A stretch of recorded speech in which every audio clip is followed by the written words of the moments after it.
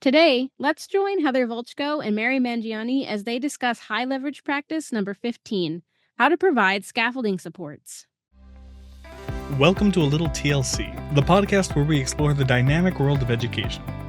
Join our host, Heather Volchko, as this season we focus on high leverage practices, known as HLPs. Each episode will examine a different HLP, an essential strategy designed to enhance teaching and improve outcomes across various educational settings. These practices focus on collaboration, assessment, social emotional behavioral support, and instruction, benefiting all K-12 students. I hope you're ready to be both challenged and inspired because this season is all about mastering the HLPs.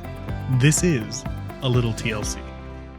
Scaffolded supports provide temporary assistance to students so they can successfully complete tasks that they cannot yet do independently and with a high rate of success. Teachers select powerful visual, verbal, and written supports. Carefully calibrate them to students' performance and understanding in relation to learning tasks. Use them flexibly, evaluate their effectiveness, and gradually remove them once they are no longer needed. Some supports are planned prior to lessons, and some are provided responsively during instruction. For this high leverage practice today, we are talking about providing scaffolded supports. I've got Mary back with me again, and we're talking about this from the lens of a building leader. So I know part of this conversation, we can go into specific strategies and all the content and kind of what can we actually do tangibly. But this one, we're going to step a little bit back from that and say, how do we even learn those skills? Where do they come from? And then how can I then apply those in my practice? So, Mary, as we are talking about scaffolded supports for you in your context with your educators, what does that look like?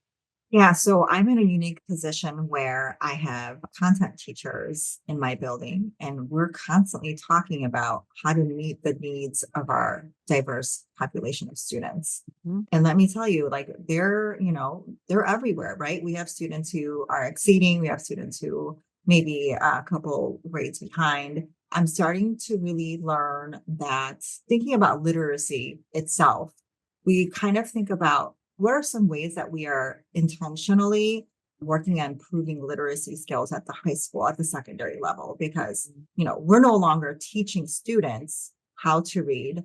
We're teaching students how to think about what they're reading, right? Yeah. And writing. And that's an area I feel like even when I went to school, when I received my master's in learning behavior specialist, I'm actually supposed to be highly qualified to teach reading, but I never took a reading class, right? So I often think about what kind of professional development my teachers need in order to meet the needs of the students in their content area. And then we think about self-contained teachers who teach all subjects. What kind of professional development do they need in order to continue to grow their instructional skills in an ever-changing classroom dynamic where you're constantly getting new students? That's something that I've been kind of grappling with in my own personal or professional career.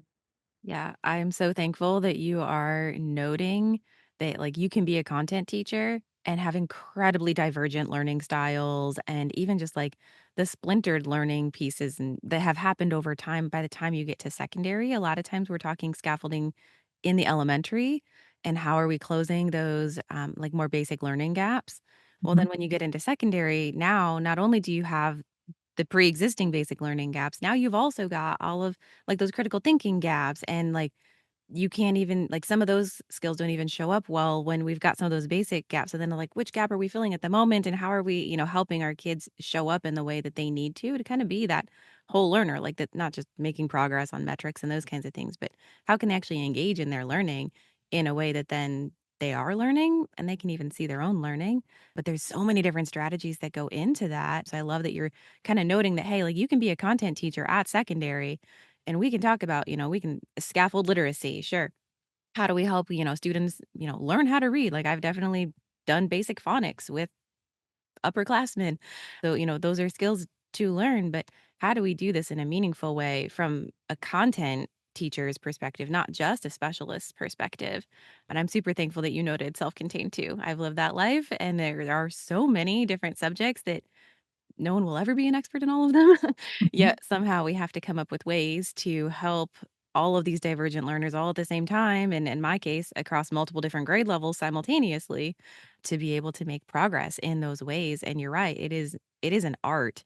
which I don't think I fully recognized until I stepped into roles of coaching others to do what I had been doing and realized like, oh man, like, yeah, you need to know your resourcing. You need to have some background in some of these other areas. You need to have some collaborative inroads built with some folks around you. Like there's all these pieces that make scaffolding possible when you've got so many things, either from your learners or just from your instructional load, kind of stacked against you in essence.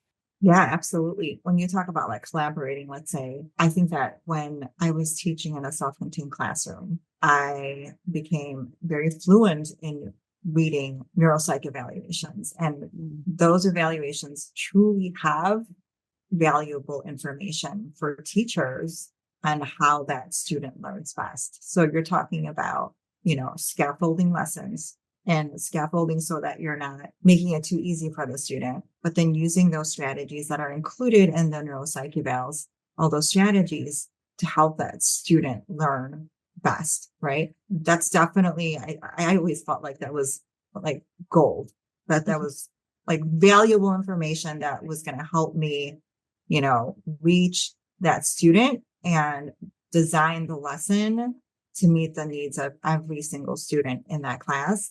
Otherwise, we're talking about that student really struggling and not really being independent in their learning, right? I really don't know what kind of training there is around understanding neuropsych evals. And I really do hope that, teachers take the time to talk to their school psychs or principals or whoever or LEAs to kind of dive deep into that information so that when you're designing your lessons, that's crucial to have.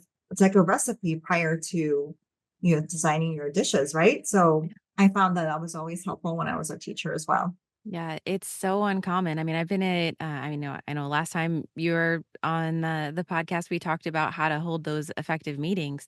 And sometimes I've been in meetings where the outside eval is sort of tossed aside as, well, that's only a recommendation. We don't have to honor it. Or like, oh, that's not how our setting is. They don't understand what we do. And it's like dismissed in these ways. It's like, okay, cool. So maybe their recommendations aren't going to be a perfect fit because they're coming from a different context or they're seeing education in a different way. But there's definitely things in here that can be highly useful.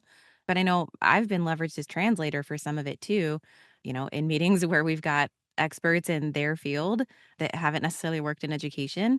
And then they're using certain words, and the educators are like, what are they talking about? I'm like, well, this is the education word for that. And they're like, oh, we do that. Here's what that looks like. And it turns this conversation from really being contentious. And all we're doing is we're trying to find like, what works for this kid and how can this kid be successful?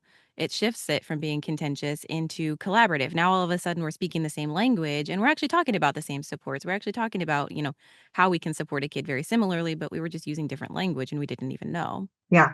And then think about it on the flip side, like if a general ed teacher is listening to some of these conversations and they're not aware of all of the acronyms and the terms, right? So that collaboration piece is like super important, especially if you're co-teaching or whether you're a resource teacher or a co-teacher. I think that's like super valuable. Well, because if we're scaffolding what we're doing, the likelihood that we are accomplishing all of this by ourselves is like not possible.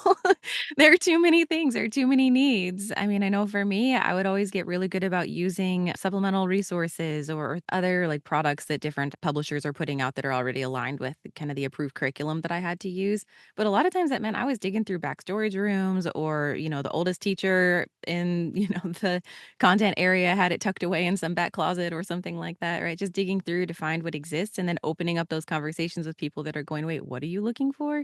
Why does it like, I didn't even know that existed. That's a thing. And then that opened up other conversations where like gen ed folks started using some resources that they just didn't even know were a thing. It's that both and like you got to know what you're looking for, but then you have to be able to collaborate with other folks because there's no way that we can meet all of the needs that are showing up in our classrooms. And that's, I mean, that's true in gen ed at this point, not just in, special ed or self-contained. Then you end up with even bigger or wider splinters that you're trying to serve all at the same time. No, absolutely. I think the perfect marriage really is when it comes like co-teaching. I love the co-teaching model because it allows the gen ed teacher to really learn so much from the special ed teacher. And then ultimately, I think the gen ed teachers become so great at their craft, right? Mhm. That they're already designing their lessons and structuring their scaffolding so that it meets the needs of any student, regardless of an IEP, because let's face it, like some students may have an IEP identified, disability, but other students have different learning needs too. And I really do love that co-teaching model because both people are learning, like the special ed teacher is learning the content, and then the gen ed teacher is learning strategies. Yeah. But I mean, I think that even harkens back to the conversation we had in the last episode as well, where there takes a certain level of humility to be able to walk into each other's spaces and own what we own and allow the other person to own what they own as well. I mean, I'm a strong advocate. I've sat down with CNI, like curriculum and instruction leaders, and said, hey, look, my background is from special ed. So I can get my students to learn, but I need you to tell me what they need to learn. Like, can you set out that scope and sequence? Can you get me that content pacing?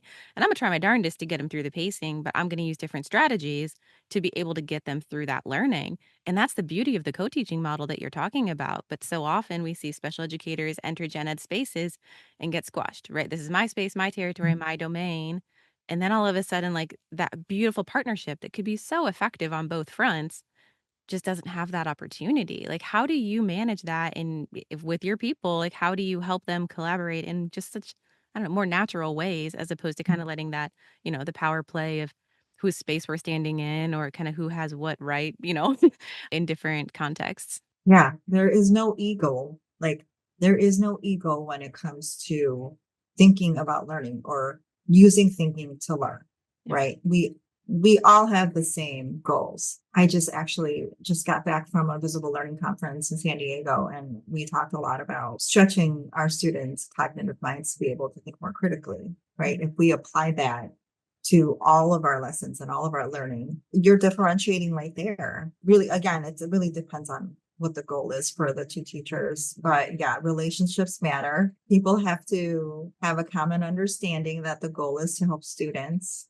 And like, hopefully, like the culture that they build is the culture that they're going to build for the students as well. And that's a culture for learning and not for who's right and who's wrong. I've learned that it's pretty rare for, any two adults to work collectively and in unison all the time. And as we know, teaching is a very busy profession. We have a lot on our plates. So really taking that time to be able to connect and reconnect and kind of recalibrate, right? And then that really, like, that expectation also comes from the building principal or whoever is leading those group of teachers, is that's also something that they practice, because I think it's really important to be able to like what you're doing, right? And if you are uncomfortable at work, then you're not going to want to go to work. And we all need to go to school. We all need to work in schools to make sure our kids are learning. So it's super important. Well, thank you so much. I know this isn't the conversation of all, the tips and tricks and strategies and all the things, but quite honestly, this is more important. This is the bigger picture that if we don't have these things in place, then it really doesn't matter what strategies we're using. So thank you for bringing that part of the conversation to this high leverage practice. Could not be more thankful. Thanks. This week, it's Hangout Week. Immerse yourself in an exclusive interview featuring practitioners just like you who are sharing their valuable experiences. Whether you're seeking motivation, knowledge, or fresh perspectives, our interviews cover a wide spectrum of topics, even some unplanned ones. We have found that pre-recorded interviews offer the flexibility you need to listen, pause, and revisit the conversation whenever's good for you. And did we mention that you can earn continuing education units too? We want to invite you to head over to thresholdlearning.org, your one-stop destination for all things TLC. Here, you'll find this episode's show notes and blog pairing, our entire catalog of ACE-accredited self-paced courses, an ever-expanding bookshelf of resources, and anything else we've talked about. See you there. Are you a university looking to enhance your behavior analysis program for your students working in school context? Partner with us to offer supervised fieldwork opportunities that are meaningful to your educators. Our experienced school-based BCBAs provide remote supervision with both synchronous sessions and asynchronous resources that allow students to gain the required hours while continuing their roles in education. With month-to-month scheduling and systematic skill progression tracking, your students will stay on track to pass their licensure exams and advance their careers without disrupting their current jobs. Enhance your program and guide your educator students toward successful careers as school-based behavior analysts. Contact us at supervision@thresholdlearning.org to learn more about this exciting partnership opportunity. Supervision with TLC. Scaffolding supports, whether unplanned or offered in the moment, are vital in guiding students as they develop independence in their learning. These supports are gradually withdrawn as students become more proficient, allowing teachers to shift responsibility to the students themselves. This process, grounded in Vygotsky's concept of the zone of proximal development, is about giving students just enough help to tackle tasks they wouldn't yet be able to complete on their own. These supports can take many forms, from dialogue and feedback to physical materials and even technology. The effectiveness of scaffolding supports relies heavily on the teacher's deep understanding of both the task at hand and the student's evolving abilities. Teachers must balance stepping in to offer direct guidance when students are struggling and stepping back when they're ready to take more control. A teacher, for example, might model a strategy for students, providing sentence stems or thinking aloud, only to step back as the students gain confidence and start to apply the skills independently. This dynamic approach ensures that students are consistently challenged within their capabilities while being supported just enough to keep moving forward. An effective special educator is always focused on both the short and long term goals of their students. HLP 11. Ensuring that the individualized programs they design help students succeed. This involves not only making necessary adaptations, HLP 13, but also leveraging scaffolds to support students with disabilities in completing tasks they cannot yet perform on their own or with a high rate of success. Scaffolding can be planned in advance or introduced organically as challenges arise during learning. For scaffolding to truly benefit students, explicit instruction is key, HLP 16. Students must be taught how to effectively use the scaffolds, and feedback, HLP 8 and 22, should be regularly provided to help them understand how well they're applying these supports. As students develop competence and demonstrate success with new skills, scaffolds should be gradually faded over time. This careful removal of support ensures students gain independence while continuing to master their learning. Teachers who effectively provide scaffolded supports are deeply attuned to the needs of their students, working across a broad range of areas like academics, behavior, language, and social skills. They rely on a dynamic assessment to gauge students' thought processes, language abilities, and performance, tailoring the level and type of support based on this assessment. A strong understanding of curriculum standards and prerequisites allows them to structure tasks in a way that moves students from simpler concepts to more challenging material, always keeping essential knowledge and skills at the forefront. A key element in this process is maintaining a balance between support and independence. Teachers monitor student motivation, engagement, and understanding, making sure students grasp the process of a task or concept, and adjust support as needed. They're careful to provide just enough scaffolding to help students achieve what they couldn't do alone. And as students grow more confident and capable, teachers gradually release responsibility back to them, fostering independence. This isn't something that happens by accident. Teachers plan their scaffolded supports thoughtfully, whether it's using technology, checklists, or graphic organizers. But they're also flexible, adjusting in real time based on students' immediate needs. Creating a safe and respectful environment is crucial where students feel comfortable enough to share their thoughts. Teachers are always ready to add or remove supports as needed, practice how they'll guide students, and adjust their prompts on the fly. Above all, they remain positive, patient, and caring throughout the process, ensuring students feel supported in their learning journey. For school leaders, supporting teachers in providing effective scaffolding is all about ensuring that educators have a deep understanding of the range of scaffolds available and how to apply them across different settings and purposes. It's not just about having access to tools, but knowing when and how to use them effectively. School leaders play a key role in helping teachers recognize the right moments when scaffolds should be introduced or gradually faded based on students' performance data. By guiding teachers to interpret these signs in student data, leaders help ensure that supports are appropriately aligned with students' needs as they progress. Equally important is offering feedback to educators. Leaders should be observing how teachers are selecting and teaching scaffolds, providing constructive insights to refine their approach. Whether it's affirming effective practices or suggesting adjustments, this feedback helps ensure that the scaffolds are not just used, but used in ways that truly enhance student learning. Through this ongoing support and feedback, school leaders help foster an environment where both educators and students can thrive. Scaffolded supports are essential to improving student performance, even though it can be challenging to pinpoint their exact contribution. What makes scaffolding so impactful is how it's grounded in educational theory, emphasizing interaction, continuous assessment, and the gradual release of responsibility as students grow more independent. The versatility of scaffolded supports is a key factor in their effectiveness, as they can be delivered in multiple forms, whether carefully pre-planned or provided spontaneously as learning challenges arise. What makes this approach particularly powerful is the intentionality behind both providing and removing support. Teachers who master the art of scaffolding know when to step in and when to step back, constantly adapting based on student progress. The ultimate goal is to cultivate independence, and the ability to fade these supports when they're no longer needed is what makes this such a vital teaching practice. By knowing how to manage scaffolds effectively, teachers not only help students succeed in the short term, but also set them up for greater long-term autonomy. We hope you enjoyed this week's discussion. You won't want to miss next week, where Heather sits down for the first time with Alex Verbanoff as he shares his expertise on high leverage practice number 16, how to use explicit instruction. We'll see you then. Hey, before you jump back into your busy life, consider dropping a like and follow Threshold Learning TLC on Facebook and Instagram. And if you like our show, share the podcast with your colleagues. A personal recommendation is by far the best way to promote the podcast.